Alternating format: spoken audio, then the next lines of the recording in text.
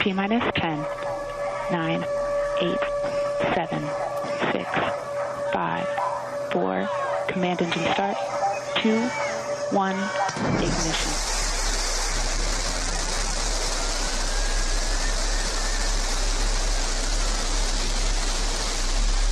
Liftoff. New Shepard has cleared the tower.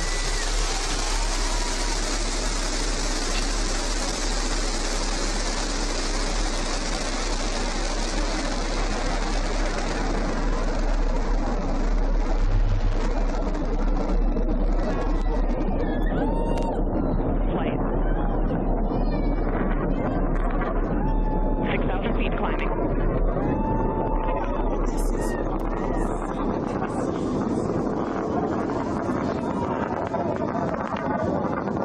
Begin throttle down for Q limiting. Engine response looks good.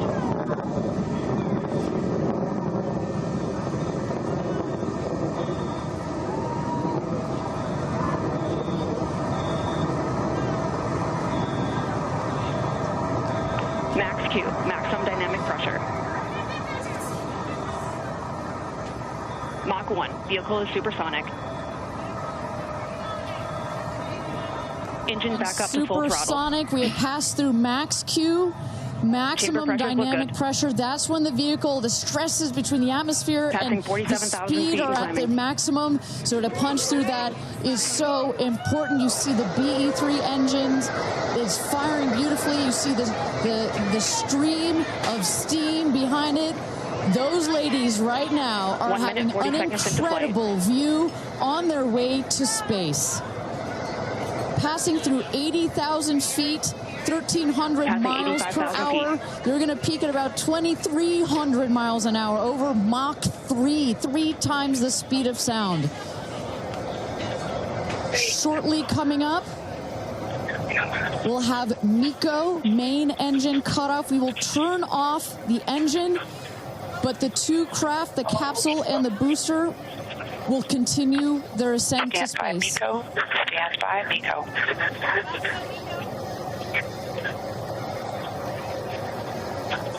And there you saw the main engine is turned off. We're now going to separate the capsule from the booster, and at that point, Kristen, that's when all 6 astronauts are going to start to feel the weightlessness, and shortly thereafter, we're going to let them unbuckle. Separation is confirmed. And that right there is the most critical milestone of this whole ascent. Oprah watching her best friend go to space.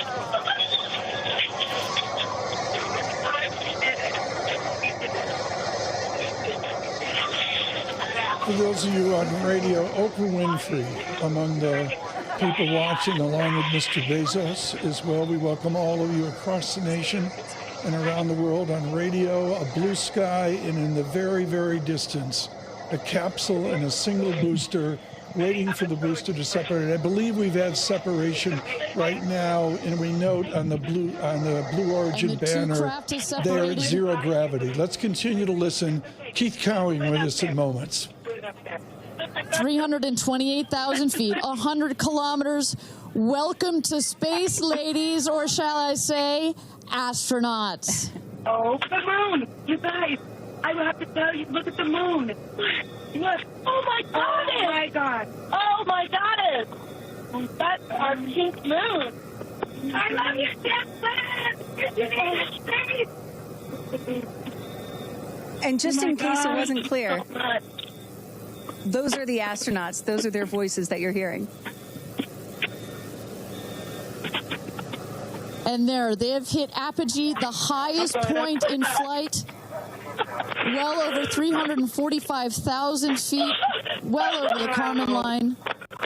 Wow. At apogee now, what we're going to do is bring in an expert on this, and we'll continue to monitor this short flight to see, of course, the risk there of coming back to Earth and the parachutes with the capsule as well. What astronauts do when they're up in space is they all tell me they look at the moon. Michael Collins once told me that. Keith Cowing joins us now, editor and astrobiologist at NASA Watch as well. Keith, you lose it when you go up into space, don't you? you know what? I mean, here they are. I have my little cat that's separated. Here they are now. They're floating around up there. And you've only got a few minutes. And they tell you, look out the window. Don't take pictures. We got cameras. And I can tell you from experience, I've done the training and so forth, spun up and all that, but you have such a brief moment. And I don't think there's ever been anybody who's done one of these flights or been in orbit who has not come back a changed person. It's a pretty profound experience. How does this compare to Alan Shepard alone before John Glenn? Well, he was a fighter pilot, so he probably done a few scarier things, but he was the first one to do that. So as I recall, he was pretty much buckled in. He was happy, you know, light this candle, let's go, and so forth. And his trip was over in about the same period of time. Yeah. He went a little higher, but not much further. Hey, Keith, what are some of the goals of flights like today for the good folks at Blue Origin? What are they looking to accomplish, and kind of what are the next steps? Well, there's two things. One is, you know, they're trying to build rocket technology that they can build upon, and they've done that. They've launched their big rocket, which was based in a lot of experience of using the smaller rocket. The smaller rocket is meant to make money. We'll see if Jeff Bezos actually gets a return on his investment. But there's also versions of this rocket, my little mock-up here, that fly without people, and inside the capsule, they fill it with science. So there's a dual purpose. They've gotten contracts from NASA, and you get 5 or 6 minutes of microgravity, which is very important to some of us doing biology research. Right now, the image is here as a capsule comes back to Earth, and of course, the opening of the parachute's critical. Keith Cowing, it's not routine opening parachutes, is it? No, and it's always the moment where you say, how many are opening? And that's why you usually have an extra one. And you see a little thing come out, and people are sometimes saying, oh my God, it's so small, but then it reefs and opens up. And that's the point at which you're fine. If your parachutes are open, you're fine.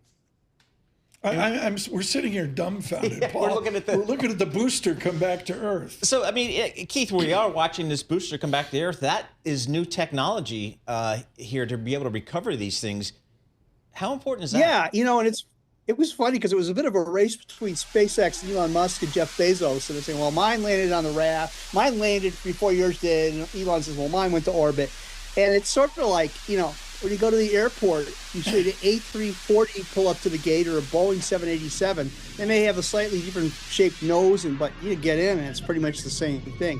Reusability is what makes this transition from one-off things to boosters touchdown right now.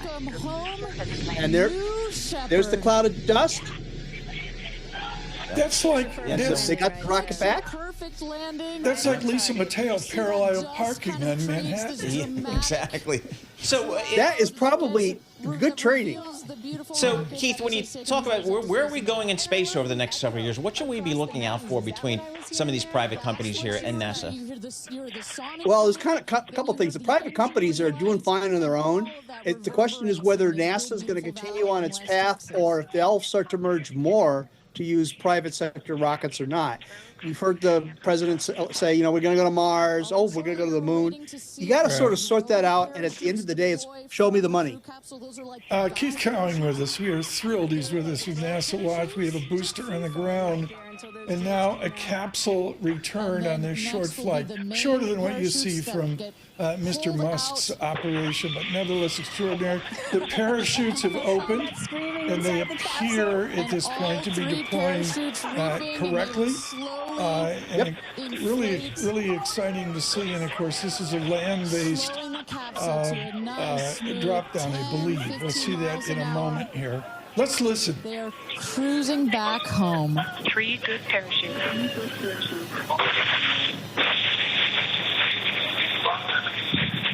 And I tell you, Kristen, from having gone through all of the simulations, I have gone through all of the training. They put you in the capsule that simulates all of this, including the sounds. And when you hear the motors of the parachutes pop out, that is the best moment in flight. Because I know Blue Origin does everything they can to make this as safe as possible, and y'all have an impeccable safety record, but it still has to feel really good when you know that you're coming back to Earth with those parachutes fully deployed. For those of you on Bloomberg Radio Worldwide, 3 elegant parachutes deployed, and the capsule across I believe Texas is where we're landing. Keith Cowing, do they land on land? Let's start with that. North and east. Yeah, they come down in the desert. You'll see just as it gets right near the ground, out at the bottom, you see some rockets fire. That slows it down even further than they poke. Interesting. You'll see it. Okay. Because all the dust around there will start to shoot up. Keith, to guys like you, grizzled aerospace people, is this just a rich guy's folly, or is there value here on that hope and prayer to return to the moon and to go to Mars? Well, you remember that scene from Indiana Jones where he gets in the plane with a champagne and all that, and it was like a rich people's thing to fly.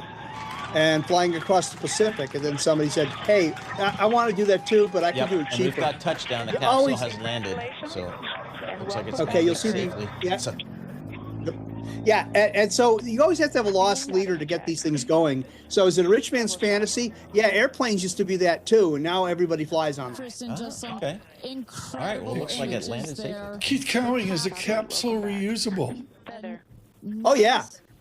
Hey, that's the whole point. It's not use it once to throw away. It lands, people get out, they clean it up, fill it back up, and they could launch it this afternoon if they wanted to. Keith Cowing, one more question here before we get back to the market. The market's, folks, up 300 points in the Dow. The VIX 33.62. Keith Cowing, with the budget cuts that we see from the White House, just as a quick statement, what is the future of NASA? Uncertain and possibly troubling. They're cutting the budget before they're saying what the plan is. Normally you have a plan and you say we're either going to give you more money or less money. Right now, everybody's concerned. Lots of people are going to be laid off, and we don't know exactly where NASA's going to go. Hopefully the new guy, Jared Isaacman, he's flown into space twice. He's a true believer. Hopefully he'll put this whole thing on track, and then we'll see where it's going to go. Keith Cowing, thank you so much with NASA Watch. Real expertise here on the aeronautical engineering here as well. We're going to stay with Blue Origin now.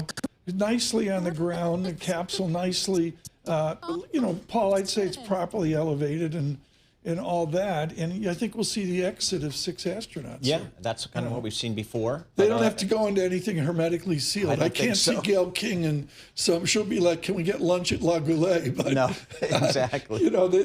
Maybe they have to go into something hermetically sealed. It's not like the days where the Navy would pluck you out of the ocean somewhere. So. We now go to surveillance aeronautical expert, Lisa Mateo. Would you go up? I totally would do Next it. time with but the I ladies? didn't realize what I just learned is that they can reuse the capsule. I didn't know. He said they can go back up this afternoon if they wanted. But I would definitely do it. I've flown actually in a Thunderbird and experienced the G-forces before. So hey, why not? We're going to continue to follow us on YouTube worldwide. 3 blue parachutes across the beige of a desert in a capsule, and we can see the astronauts out of the very large windows of the Blue Origin. We always at Bloomberg have to find an angle here in space. Traveling at the 5G Force from Philadelphia today, Eric Balchunas joins us. There are space ETFs, a wise one. Yeah. There's a couple of them. Kathy Wood's ARC has one. The one that I first think of is UFO. That's the ticker. It's the Procure Space ETF. It's had a rough run, though. So it's one of those theme ETFs. You kind of need some outperformance to get some looks.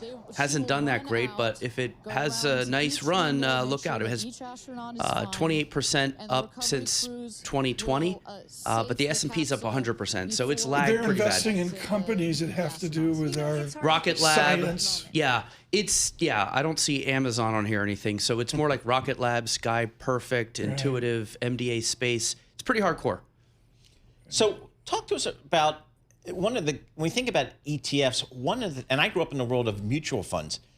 Can mutual funds become ETFs to kind of get in on all the hype? Yeah, there's 3 ways to, let's say you run a mutual fund and you want to get in on that game. There's 3 ways. You can clone yourself. That's what Bill Gross did with PIMCO, right? Bond is a clone of BTTRX. Right. You can convert. You can just basically immediately become an ETF, bring over your track record, your assets. DFA did that a lot. And now, coming up in the next year, you're going to be able to have an ETF share class of your mutual fund, which 50 asset managers are lined up to do. Eric Balchunas, stay with us, please, here with the Dow up 414 points. Citable that the Jeeps, or the cars, I should say, are driving out from the Van Horn, Texas launch site to where Blue Origin is. The astronauts are waiting inside the Blue Origin capsule. There's not like a door they get out. I think it's more than just the easy exit from a door, but nevertheless, an important moment of what appears to be a very safe flight. Again, it's 110 seconds of serious rocketry propulsion. They're going 2,200 miles an hour at the maximum point. They're at 5 Gs, which is what Paul gets up to on his Vespa on the New Jersey shore. And there's some serious danger here, folks. And as we heard from Keith Cowing, the 3 parachutes deploying is important. Here are the trucks now up to the capsule. We'll wait to see here for the 6 astronauts to exit is well. But waiting to see here the celebration of what appears to be a very, very successful flight of Blue Origin. Again, Paul, it's 110 seconds. They go up. The booster came down. That was something to see. That's great. I mean, that's new technology in this, this new generation of rockets. I don't have a handle on the technology. I'm so wedded to the past that I'm like, it's not that I'm in awe of it. I just can't imagine the technologies move beyond Mercury, Gemini, Apollo, what the Russians did, the Soviets rather. And here we are in a new technology where a rock star, a wonderful, wonderful journalist in Gayle King, and other science worthies choose to go up. Yeah. I mean, it's interesting to see how frequent some of these flights between SpaceX and Blue Origin, how frequent they will become going forward. Keith Cowing mentioned the tension there as well between Mr. Musk and Mr. Bezos. We thank Keith Cowing for being with us today with NASA Watch. I mean, Erica talks of the technology, but part of that is the fear. And we've had fear over the last 5, 6, 7 days. What did you learn about outflows this weekend of ETFs? Yeah, it's crazy. The flows just keep coming in. Last week, ETFs on the equity front took in $28 billion. That's 3 times the normal. So I have a couple theories. There was money going into Qs and TQQQ. I do think there's dip buying. If you bought the dip on Wednesday or Tuesday last week, let's say you bought TQQQ or SOXL, the 3X semis, you went up 40, 50% in a day, actually in about 2 hours. And I think that's going to keep them coming back. You get a payoff like that. I'm sorry, you're not going to just run for the hills if the market's down again. Well, a triple leverage Blue Origin. They're bringing the cameras in on YouTube around the world. Good morning to all of you. Really a special edition surveillance space coverage of the Blue Origin capsule sitting in the desert right now. In Texas, and again, the team has come up the distance to the capsule, and they're waiting to get the door open as well. We'll try to get a camera in there closer, see what we can do on that. We welcome all of you on Bloomberg Radio. The imagery is simple: the stark brown desert with the 3 very vibrant blue parachutes. Boy, did they work out well, and that to me is always the risk. And then coming up here to see the exit of the 6 astronauts from the reusable Blue Origin capsule. They're weightlessness, but I wonder if they have their legs. I don't know. They must get it back pretty quick. I would think. I don't think they were that weightless for that long. Yeah. So the seats all custom designed for, and I say this with great respect for the immense risk for tourists. Yeah. It's like I think they have cup holders. Exactly. For those that can afford it, I think. I'm not sure what the price tag is these days. They're quiet about it, but the answer is $150,000 deposit. Oh, and I'm not sure over that what you do. I bet you Ed Ludlow knows. Sure. Because Ed's probably looked into it. I mean, if there's one might guy, have a deposit down there. Who knows? I could see is our Bloomberg technology correspondent, Ed Ludlow. Eric Balchunas, would you go up? No. Yeah. No, I can't. There are safer ways to do risk. I think. I just attend an Eagles game. Or, exactly. I'll do roller coasters, but there's always 1 or 2 I won't do. My kid was like, "You got it," like King to Ka at Great Adventure. I won't do it. Yeah, it's just too much. Yeah, it's just too much. There is a point where it's just not worth it. You're missing out. It's a great. It was a great ride. It's not there anymore. But Lisa, I know. Lisa, you would launch up here. I would totally do it. Well, you flew How with the about we Blue do Angels. like a surveillance road trip? She flew with the Blue Angels. I did, yeah. So you feel the G-forces. With WPX, what was that like? It was amazing. You feel. Like? I almost passed out, truth be told. Yeah, but you do that in the studio once a week. I mean. But it's an amazing, like the pressure on your chest that you feel when you experience those G-forces. It's just incredible. Did you do the upside down thing where they flip the airplane? Yes. It was amazing. You have to go through these breathing techniques, like how to breathe the right way so that you don't pass out. Yeah. And they said with Blue Origin, there's some serious 2-day training. I mean, they're not just wandering in. There's some real effort here. There seems to be a delay in getting the astronauts out. We welcome all of you across the nation. I think, Paul, we should do a data check here while we wait for the Blue Origin astronauts to leave. I've got a VIX, not under 30, 32.67. The Dow up 500, now up 386, trading now 20 minutes into the session. Paul, on the bond market, I mean, it's a tangible improvement over 7 a.m. this morning. Yeah, you got the 10-year Treasury. It's up 22.30 seconds. That's pushing the yield down with the price up. So it's down almost 9 basis points, 4.40% on your 10-year Treasury, Tom. And your 2-year, we'll call that 390. So again, about 50 basis points of steepening in that 210 part of the curve. About 15 cars. Looks like an auto ad for a 4-wheel drive company around the Origin. And the camera is now up about 30 feet away from Capsule. Let's listen in right now from Texas. As well as Sarah Knights, our crew member 7. And I just want to thank our viewers for joining us. NS-31, New Shepard's 31st mission to space, our 11th human space flight. From all parts of this flight, for the booster, for the capsule, for our astronauts, a completely successful flight, one of the smoothest flights we've had so far. And we're now just awaiting the opening of the hatch so we can get some views from our 6 new astronauts. Phelps. Mr. Bezos standing by the door. And I would imagine Lauren Sánchez in seat 1 will be coming out first. That is correct. They'll go. She's in seat 1, which is next to the left. The left window there. She will go first. And then last in number 6 is Kerianne. That is the window on the right. Side canyon.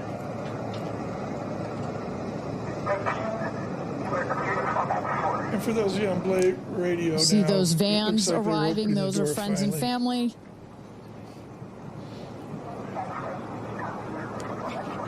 And that's Kerianne looking out the window, in the window to the right there. Lauren Sánchez on the left. And you really get a sense for just how big these windows are. I mean, when you're inside this capsule, it's almost as though you're getting a full 360 panoramic view. One of the cool features of this capsule, the largest windows of any spacecraft. So over a third of the surface area of this craft is windows. And that's on purpose. There were many meetings with our founder, Jeff Bezos, where our engineers brought him some windows. He said, nope, make them bigger. They come back. They said, nope, that's nice, but make them bigger. And what you get here, why is that so important? So many of our astronauts have said, when I got on my seat, I looked at outside my window, and I turned around, and I looked at the other 5 windows, and my brain created a panoramic view, a panoramic photo of it, because so much of the capsule do you think they forgot the key? It makes for just an incredible you don't just pop this door experience. It can't be the easiest door to open. It looks like they're ready to go. There we go. Here goes Jeff Bezos. On Bloomberg Radio, here is Mr. Bezos moving up to open the door on a 2-step stairway, it looks like. It is one small step for womankind, to say the least.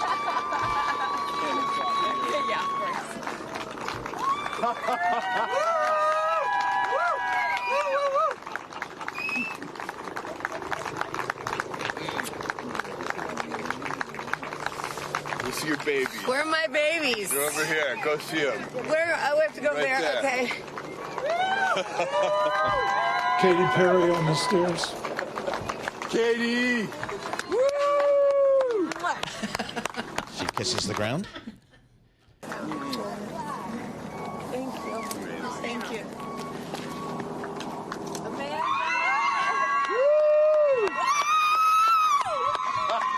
I should mention that there's some heavyweight science on this flight. We're going to let the moment breathe, but with six astronauts, there's some huge scientific accomplishment here besides Katy's ability to survive a Super Bowl and Gayle King to survive the grind at CBS. We'll continue to monitor this on YouTube and on Bloomberg Radio. Eric Balchunas has been kind enough to come in today. You know, Eric, it's about science. It's about technology. And this is the innovation where the optimists say America can, in this crisis that we're in, America can succeed. It's about science. Yeah, and I think that's what a lot of retail investors, that's their mindset. This idea of, what am I going to do? Go to Europe? Go to Asia? Yeah, I'll have a little bit of that, but I want the U.S. growth. I want the innovation that takes place here. And I just think that plus maybe some bad experiences trying to time the market is why you see a lot of the retail money just keep buying U.S. stocks regardless. One quick note, I know you asked about the space ETF. I got to bring this up because Tom will love this. Tuttle has filed for a UFO disclosure AI-powered ETF, which, you know how they're going to disclose all the stuff from like Area 51 and all like the UFO? Apparently that's what's going to happen.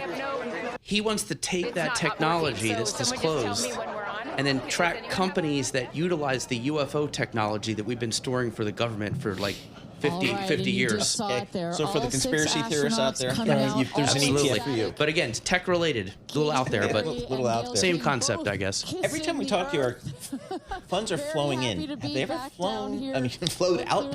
Well, I will say active equity mutual funds, definitely outflows, but nothing too crazy. I thought it would be a little worse.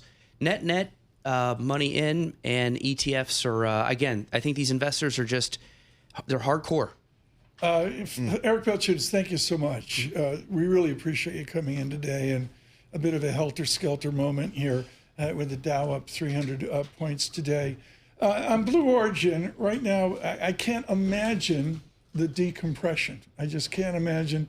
Ms. Sánchez speaking right now to the coverage from Jeff Bezos' company as well. Sure, we'll hear from the others. Again, from Texas. Paul, it's amazing here. Like you said, we don't understand the modern technology of Musk or Bezos. No, but I think, it's what's big for people of our generation is the commercialization of space travel. It's not just government funded efforts now. It's actually, made a big leap into the commercial aspect of it, and that's new, and that creates a lot of opportunities, maybe some risk, but certainly a lot of opportunities. I won't, diminish it. To have 6 women in space, and particularly women without that NASA heritage and NASA training, is really something and unique. Again, Ms. Sánchez speaking now on YouTube, and I'm sure we'll hear from Katy Perry and the other legit astronauts as well. We thank Ed Ludlow particularly for helping us here, and Keith Cowing of NASA Watch on our coverage of the Blue Origin mission today.